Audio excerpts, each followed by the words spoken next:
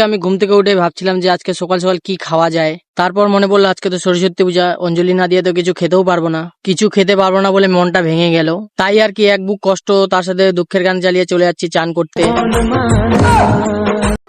তারপর চান করার পরে মুখের মধ্যে একটু হলুদ হলুদ গু লাগাচ্ছিলাম। আমি এখন জামা প্যান্ট আর জুতো পরে, আরে আরে প্যান্ট কই। তারপর প্যান্টটা পরে ফাটাকসে রাস্তায় বেরিয়ে পড়লাম। তো এখন একটা গাড়িওয়ালাকে মেরে ধরে রাজি করিয়ে চলে যাচ্ছি ভাইকে আনতে। তারপর ভাইদের স্কুলে অঞ্জলি দিয়ে টিকা লাগিয়ে বেরিয়ে পড়লাম আমাদের স্কুল যাওয়ার জন্য। তখন পৌঁছে গেলাম আমাদের স্কুল। তো এখানে একটু প্রণাম করে খিচুড়ি খেয়ে চলে আসলাম সায়েন্স সেন্টারে লোকের গার্লফ্রেন্ড দেখতে।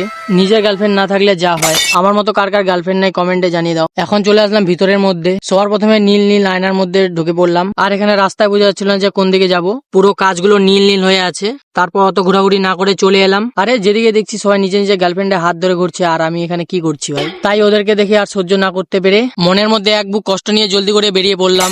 আজকে ভিডিওটা এখানে শেষ করছি, টাটা।